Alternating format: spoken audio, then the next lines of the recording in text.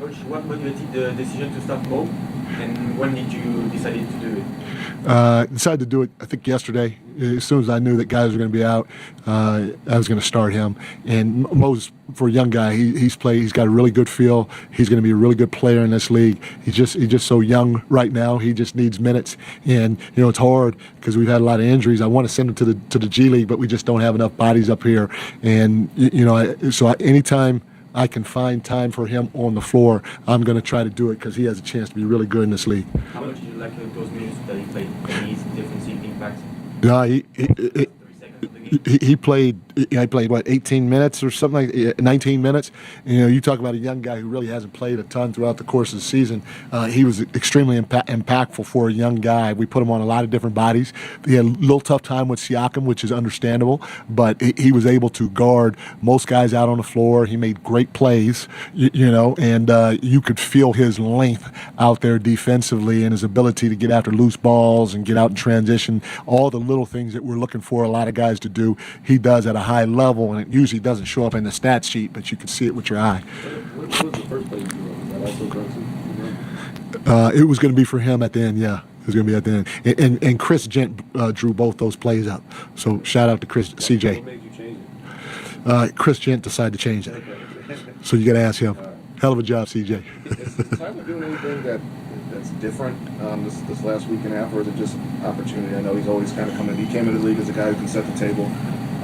Obviously, his shot had to grow. Defensively, he had to grow. Are you seeing just a guy doing something with more opportunity, or are you seeing some changes that have helped him have success here lately?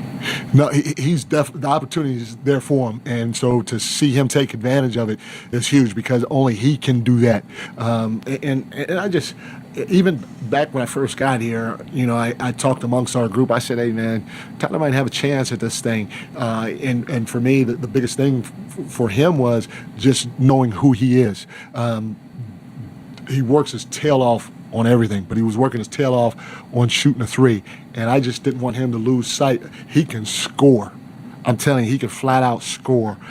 I didn't want him to lose sight of that ability because, in my opinion, he could do it at a pretty high level for a young guy, and it's not about the three-point line. If they give you the three, take it because he's good enough and confident enough, plus he works at it hard enough to be able to shoot the three. And then on the flip side, I said, you're a small guy.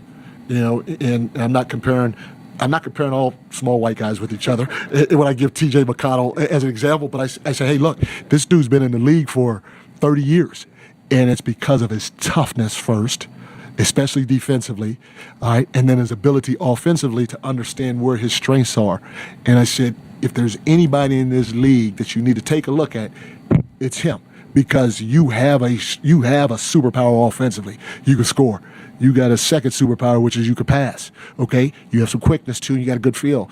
But defensively, you got to develop a superpower for your size, and you got good feet. Now it's about using those and being physically tough every single possession, which is what he's been doing. I tell you what, our guys had plenty of opportunities. Just say, you know what? Hey, we gave it the good old college try, and we'll wrap it up and go figure it out tomorrow, especially being in Vegas as long as we were and going through what we went through out there and then having, we had Mitch out and we had so many guys out. Josh out, Cat out, Deuce out, Landry still out. I'm not sure who else was out, but we had a lot of guys out, and so nobody would have been mad at them on a couple of different occasions if they just threw the towel in. And it's not our group. I said this before. We have a standard, and no matter who's on the floor, we expect everybody to hold each other accountable to what our standard is. And I keep repeating it. You got to sacrifice at the end of the day. You got to be connected at the end of the day. You got to have a freaking competitive spirit, and our group has that. I mean, from top to bottom, everybody likes to compete, and you try to teach that sometimes, and sometimes you can do it, sometimes you can't. I haven't had to teach this to this group because they all have a competitive spirit that's unbreakable by each individual and collectively as a group. And then you just got to believe. You got to keep believing no matter what. You believe in the process, whether you're up 20 or you're down 20, and believe in each other. And our guys did that tonight. I mean, there were times when guys were coming to the sideline. I think OG had a couple of turnovers in a row, and first thing Jalen says to him when he gets to the huddle is, keep being aggressive, keep being aggressive, keep being aggressive. And you need teammates and people like that to keep guys uplifted, especially in tough times. Big thing during the game, they had 14 free throws at halftime attempts. In the second half, they had 4, and our level of physicality increased the right way defensively. So I'm very proud of our guys for doing that. We had 31 assists for the game. And so the guys were trying to find each other. They're a really good defensive team. They get into you. They cause a lot of problems because they get into you, and you just have to get off the ball early. And our guys did. Tyler was fabulous. He was fabulous on both ends of the floor. But you're talking about a guy that I think they played 26 minutes and had 11 assists. So he impacted the game on both ends of the floor. Jordan was great. He hit some timely threes for us. Trey was fantastic. Trey was our defensive player of the game.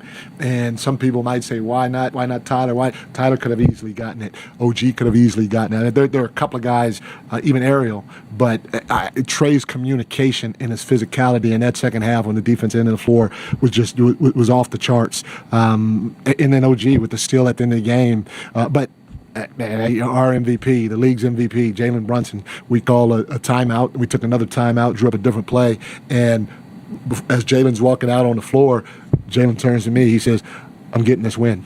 I'm going for it." And I said, "You do you. That's who you are. You do you." And he went out and he came through. That's what real MVPs do, and I'm glad I'm a part of his team.